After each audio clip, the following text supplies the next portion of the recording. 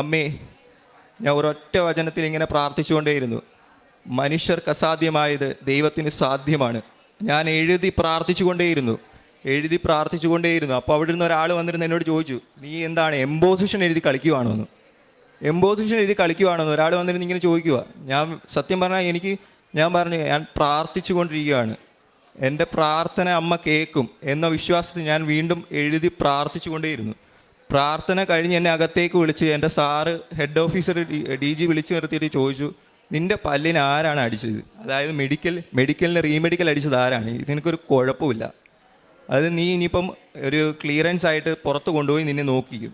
ആ നോക്കുന്ന സമയത്ത് നിനക്ക് വല്ല കുഴപ്പമുണ്ടെങ്കിലേ ഉള്ളൂ. അത് ഞാൻ ചെക്ക് ചെയ്തപ്പോഴും ഡെൻ്റലിൽ ഒരു കുഴപ്പമില്ല.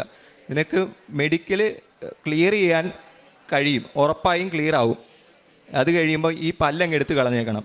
അങ്ങനെ ഞാൻ ഇവിടെ വന്ന് പല്ല് മെഡിക്കൽ ക്ലിയർ ചെയ്തതിന് ശേഷം ഇവിടെ വന്നു കഴിഞ്ഞപ്പം അമ്മ ഇവിടെ നിന്ന് ഞാൻ സത്യം പറഞ്ഞാൽ കരഞ്ഞുകൊണ്ടാണ് നിൽക്കുന്നത്. കാര്യം എന്ന് പറഞ്ഞാൽ ഞാൻ ക്ലിയർ ചെയ്യുമെന്ന് ഞാൻ പ്രതീക്ഷയല്ല. കാര്യം അവിടെ ചെന്ന് ആർക്കുമില്ല. 24 പേര് പോയതിൽ ആകെപ്പാട് 4 പേരാണ് മെഡിക്കൽ ക്ലിയർ ചെയ്തത്. അത്രയ്ക്ക് ഹാർഡായിരുന്നു മെഡിക്കൽ. അതുപോലെ തന്നെ ആയിരുന്നു ഫിസിക്കലും, ഭയങ്കര പാടായിരുന്നു. അത് അമ്മ മാതാവിൻ്റെ ശക്തി കൊണ്ട് മാത്രം ഞാൻ പാസ്സായത്.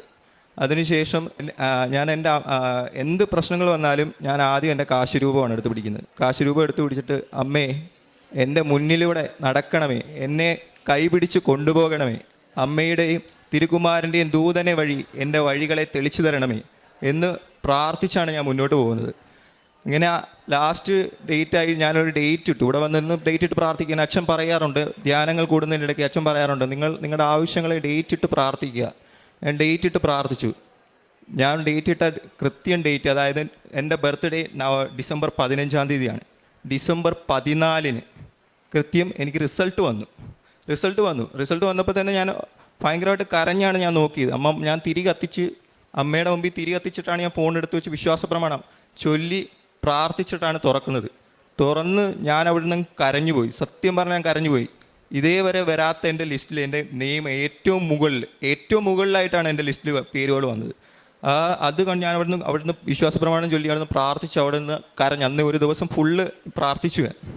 അമ്മ മാതാവിനും തിരുകുമാരനും എനിക്ക് ഒരുപാട് രീതിയിലാണ് എനിക്ക് കൈപിടിച്ച് നിന്നത്.